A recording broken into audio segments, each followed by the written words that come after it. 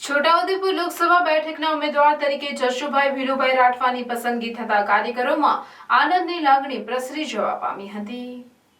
છોટાઉદેપુર લોકસભા બેઠક માટે ભારતીય જનતા પાર્ટીની બીજી યાદી જાહેર કરવામાં આવી, જેમાં છોટાઉદેપુર ભાજપના રાજકારણમાં હંમેશા સક્રિય રહેલા અને એક સરપંચથી પોતાની રાજકીય કારકિર્દી શરૂ કરેલી તેવા જશુભાઈ ભીલુભાઈ રાઠવાને છોટાઉદેપુર લોકસભા બેઠકના ઉમેદવાર તરીકે પસંદ કરવામાં આવ્યા છે। છોટાઉદેપુર બેઠક માટે જશુભાઈ રાઠવાનું નામ જાહેર થતાં સમગ્ર છોટાઉદેપુરના કાર્યકર્તાઓમાં આનંદની લાગણી ફેલાઈ હતી। હંમેશા ચર્ચામાં રહેલી છોટાઉદેપુર લોકસભાની એસટી બેઠક કોને ઉમેદવાર તરીકે ઘોષિત કરવામાં આવશે તેની ઘણા સમયથી રાહ જોવાઈ રહી હતી।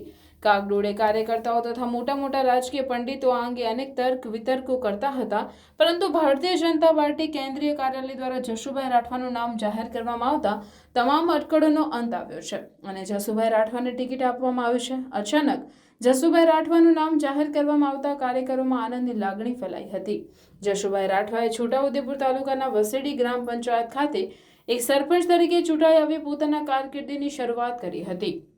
વર્ષોથી ભારતીય જનતા પાર્ટીમાં એક કાર્યકર્તા તરીકે ફરજ બજાવી અનેક હોદ્દાઓ મેળવ્યા હતા। તેઓ છોટાઉદેપુર જિલ્લા ભાજપ પ્રમુખ આદિજાતિ વિકાસ નિગમના ડિરેક્ટર, અનુસૂચિત જનજાતિના ઉપાધ્યક્ષ રહી ચૂક્યા છે અને હાલ લોકસભા બેઠક ઉમેદવાર પ્રભારી તરીકે ફરજ બજાવી રહ્યા છે। જ્યારે 2017માં જશુભાઈ રાઠવા છોટાઉદેપુર વિધાનસભા બેઠક ઉપર ચૂંટણી પણ લડી ચૂક્યા છે, જે કામગીરીને જોતા ભારતીય જનતા પાર્ટી દ્વારા સાંસદ સભ્યના ઉમેદવાર તરીકે જશુભાઈ રાઠવાની પસંદગી કરવામાં આવી હતી।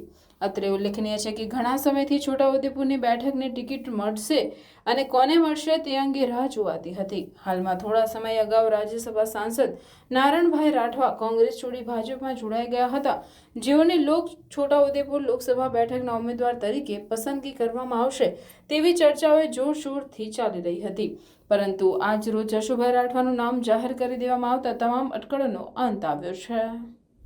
નમસ્તે। દેશના યશસ્વી વડાપ્રધાન શ્રી નરેન્દ્રભાઈ મોદી સાહેબ, દેશના ગૃહમંત્રી અમિતભાઈ શાહ સાહેબ, રાષ્ટ્રીય અધ્યક્ષ આદરણીય જેપી નડ્ડા સાહેબ, ગુજરાત પ્રદેશના યશસ્વી અધ્યક્ષ આદરણીય CR પાટીલ સાહેબ, ગુજરાતના મુખ્યમંત્રી આદરણીય ભૂપેન્દ્રભાઈ પટેલ સાહેબ અને સંગઠન મહામંત્રી રત્નાકરજી અને ભારતીય જનતા પાર્ટીનું શીર્ષ નેતૃત્વ અને